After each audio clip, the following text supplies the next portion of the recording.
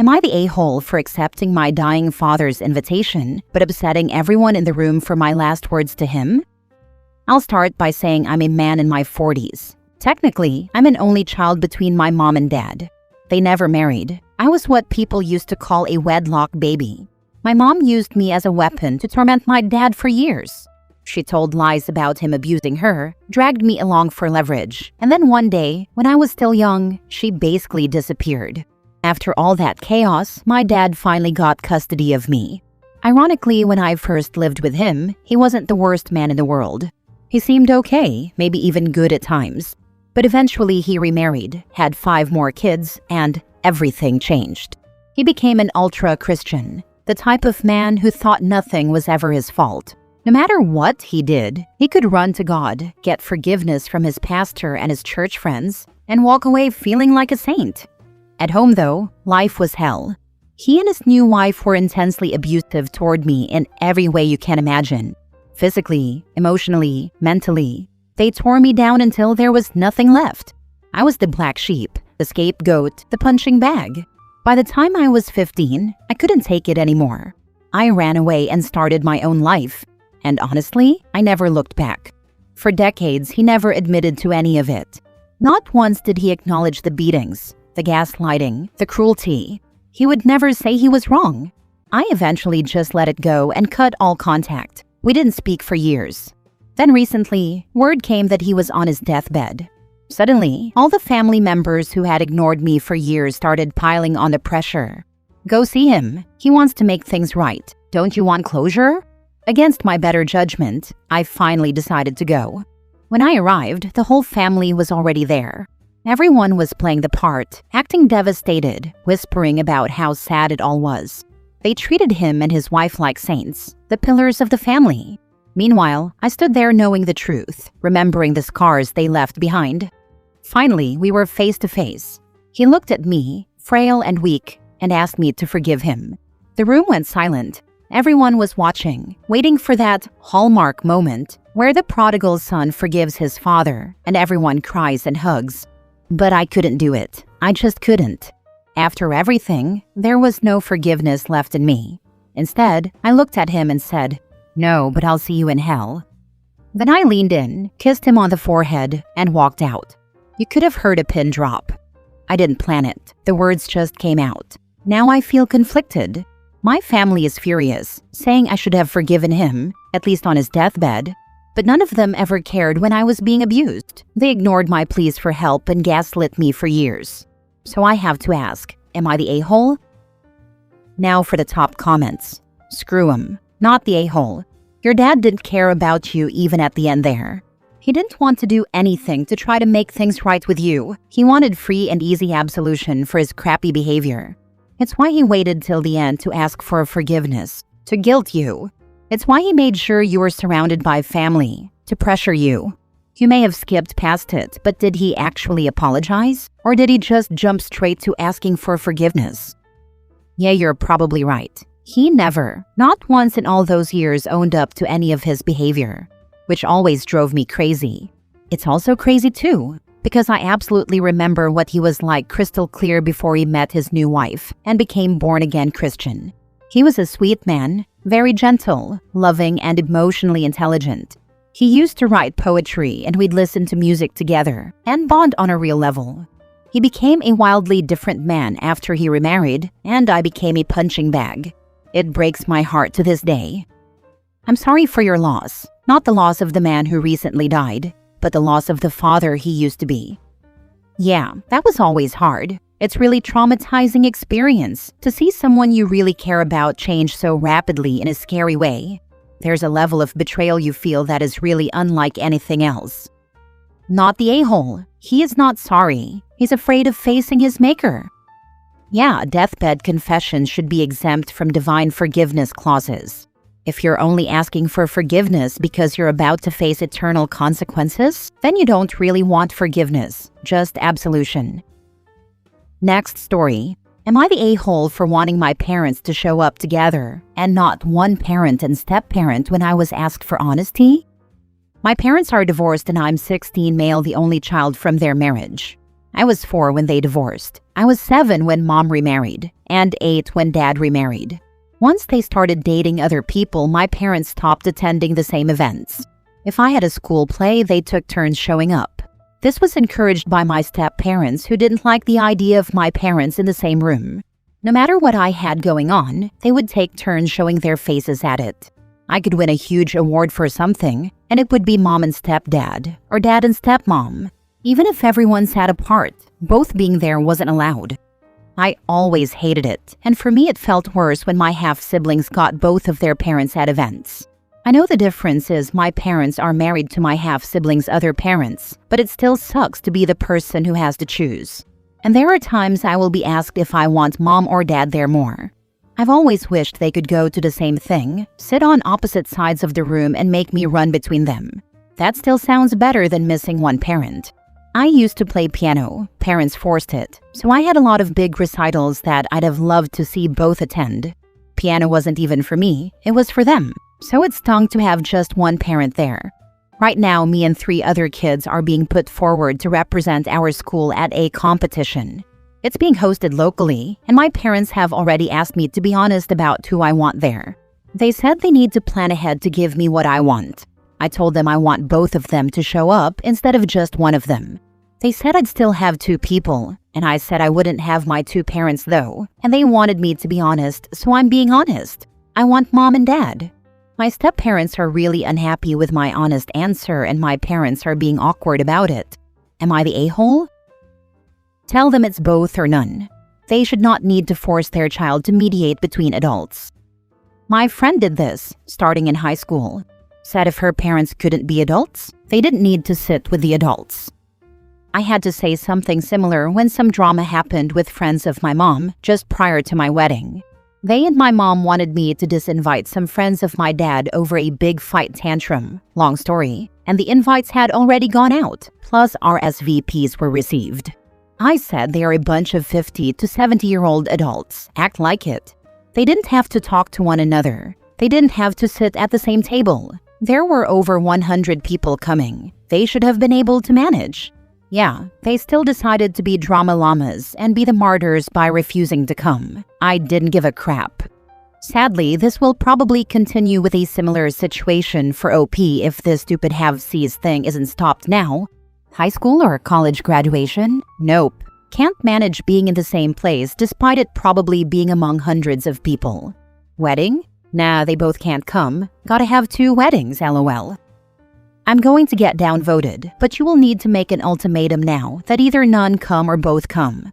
I say this because if every future event is like this, does that mean only one goes to your graduation, wedding, your future kids' events, funerals? You need to communicate that they're both neglecting you. You need to ask them the question, why do they hate each other so much they are willing to abuse you just to spite the other person? And when they deny this, you tell them it's abusive to neglect me just because they are your part-time parents. Call them out for not being full-time parents to you and that you know they treat you like an obligation rather than an actual son.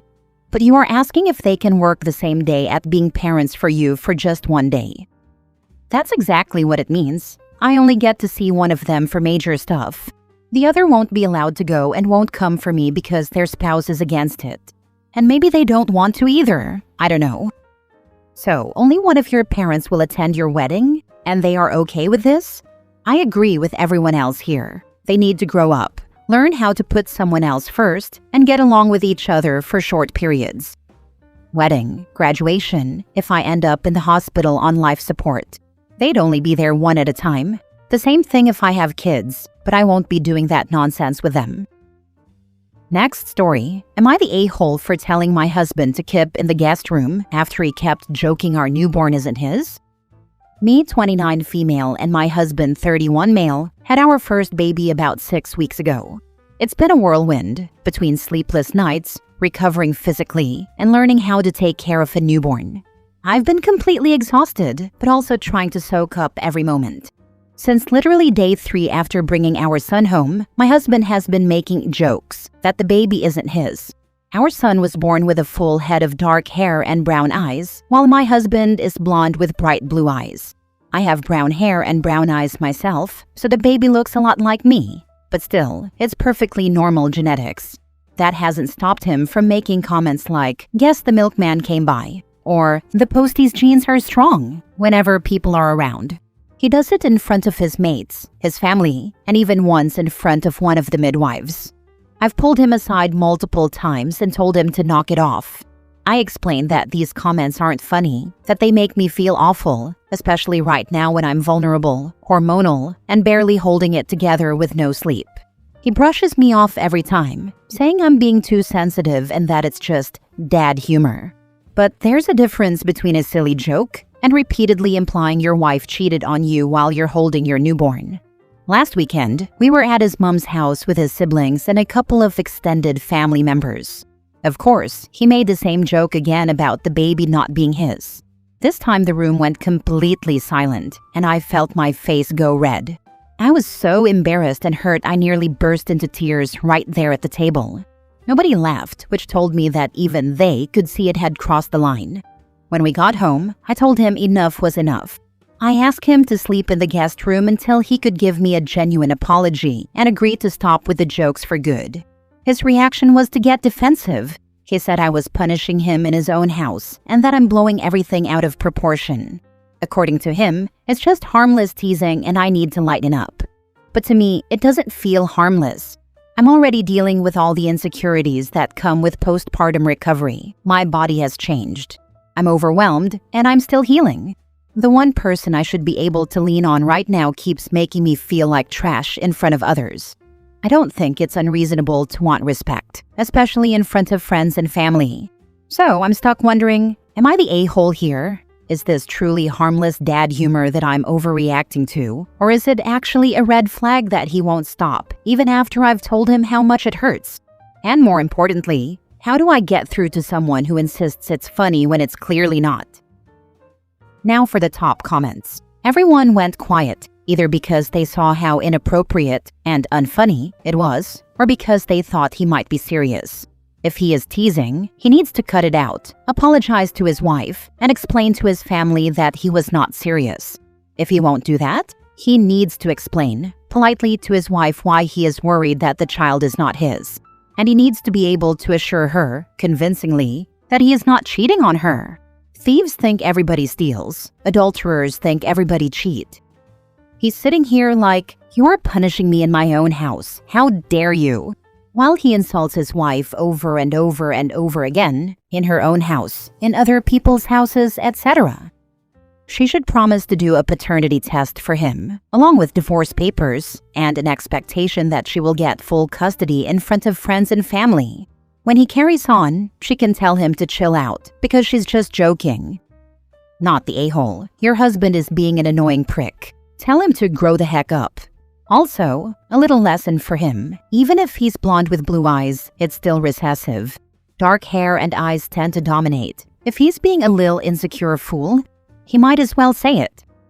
Thank you. I come from a blonde-haired, green-eyed mother, but my dad was dark, so I'm dark. Blonde hair and blue eyes are recessive. I joke back that it's not my fault he was too dumb to pay attention in science class. If he thinks cheating is fair game for a joke, his intelligence sure as heck is. Not the a-hole. Either your husband is the a-hole who keeps making jokes to hurt you on purpose, or he is an insecure man who thought you'd pop out a little clone of himself. Either way, it's time to respond. I don't understand the humor in saying you're not the father. Is the funny part suggesting that I'm a tramp, or that your boys don't swim? My husband joked a few times it was the milkman, but it was between us, and I would answer with, "Which one?" because I don't remember. The first time I replied like that, he paused. Sleep-deprived or not, snappy comebacks for the win, especially when you hate the alleged joke and turn it back on them.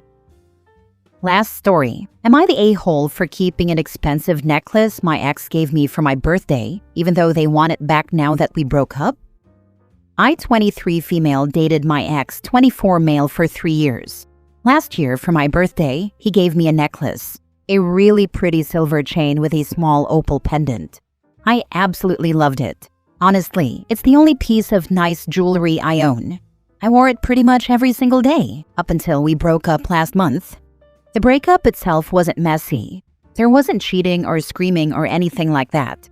It was more of a slow fade over time. We sat down, had a long conversation. There were some tears, and I thought we'd both gotten some decent closure. We even wished each other the best. It wasn't dramatic, which is why this latest development is throwing me off. Now out of the blue, he's been texting me asking for the necklace back. He said it was a meaningful gift and that it feels wrong for me to still have it now that we're not together. I honestly don't know how to respond. On the one hand, it was a birthday present. He gave it to me willingly, no strings attached. It's not like I stole it out of his drawer or borrowed something I never returned. It was mine. From the moment he handed it to me, it was my property. But at the same time, I feel awkward. Part of me wants to say no just on principle, because if you give someone a gift, you don't get to take it back later. That's not how gifts work. Another part of me, though, doesn't want to stir up unnecessary drama. We managed to end things without bitterness, and I don't want something like this to turn into a fight. Still, I can't shake how weird the whole thing feels. If it had been something like his hoodie or something I'd borrowed, sure, I'd return it. But this was a gift, and it was special to me, not just because of him, but because it's genuinely a beautiful piece of jewelry that I don't want to lose. It's the one nice thing I have that makes me feel put together, and it's frustrating that he suddenly wants to take that away from me. So now I'm sitting here, necklace in hand, debating. Do I keep it and risk him being angry, or do I give it back to avoid drama? Was I wrong to hold on to it? Or should I stand my ground because a gift is a gift, and it's mine to keep? It was a birthday gift, not an engagement gift. Keep it. Now, maybe if it had been a family heirloom, I'd say give it back. But where it was an actual gift he bought for you, you don't owe it to him. If he is stupid enough to gift a family heirloom, that's on him. No need for OP to correct his mistakes. Legally, it's yours. I once had an ex who gifted me all sorts of jewelry for various holidays while we were together. When we broke up, he wanted it all back. He even called the police on me. The police came to my house. I showed them the jewelry and told them which holiday and birthday they'd been given on. In the end, the police told him that since they were gifts and not associated with a marriage engagement, they belonged to me. So in short, if it's an engagement ring or gift related to an engagement, you must return it. But if it's a gift for any occasion, or just because, then it's yours to keep.